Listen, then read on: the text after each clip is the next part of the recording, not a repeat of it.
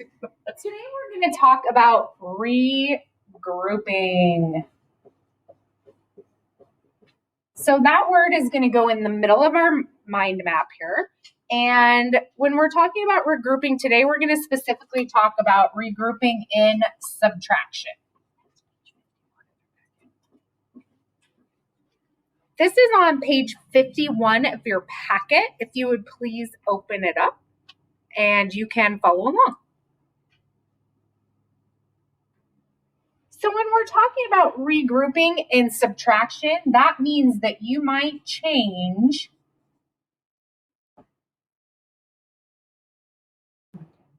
a 10 into 10 ones. Or you might change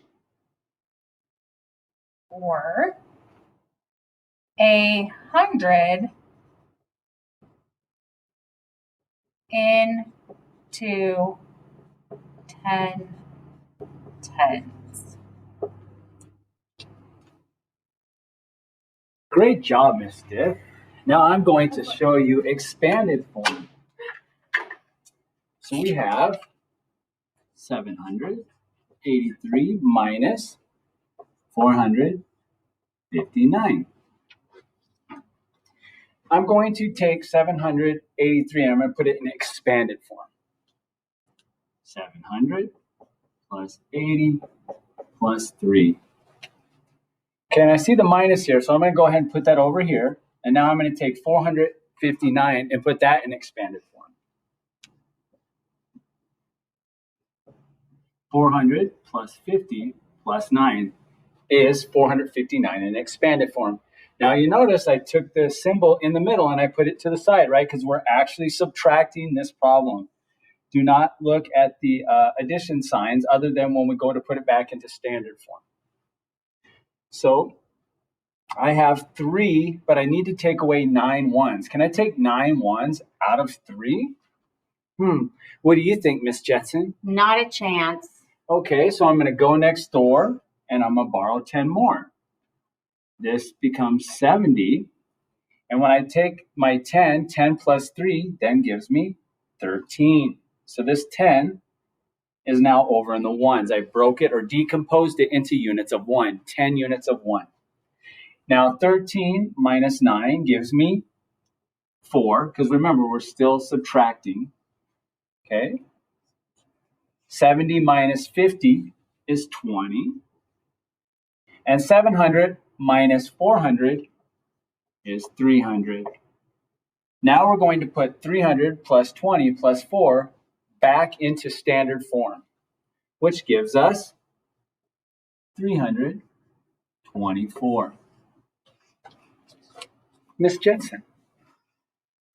Why, thank you. You're welcome. I'm going to fill out the box that says my illustrations. By the way, I thought I would mention that if you're behind, you can press your space bar. That'll pause the video. You can catch up. And then when you're ready, push the space bar again and the recording will go forward. I just want to thank you for that because I was falling behind. And thank you. I just pressed my space bar. It happens. I'm going to move this so they can see the bottom.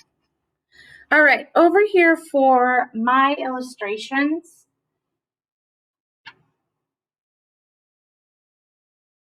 What in the heck is the equation?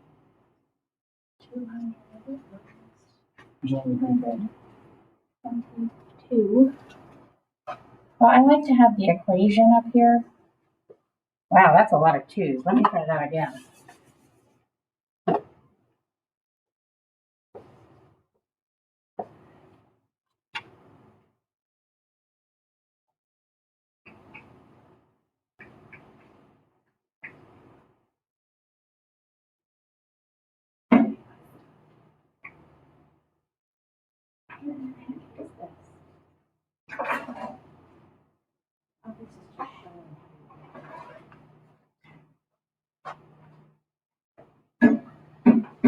I'm just going to show you how to regroup. That's what this is. So if I have 100's place, 10's place, and a 1's place.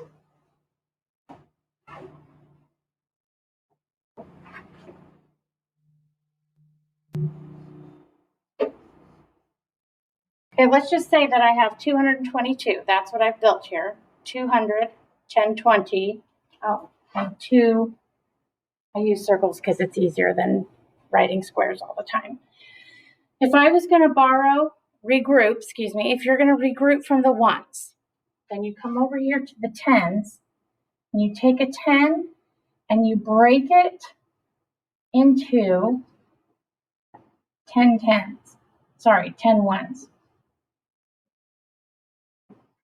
So I took 110 and I broke it into 10 ones, which is exactly what Miss Stiff said. Change a 10 into 10 ones. That's what that looks like. Now the second part is to change 100 into 10 tens. So if we take this 100, move it over here, we're going to have 10 tens.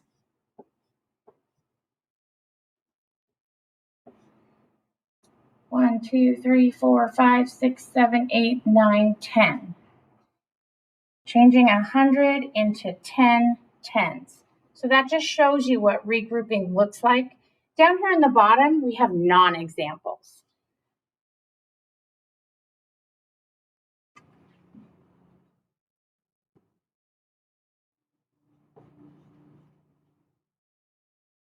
$235 plus 112. That is not an example of regrouping. It's an addition problem. It's a 3-digit addition problem, but it has no regrouping involved.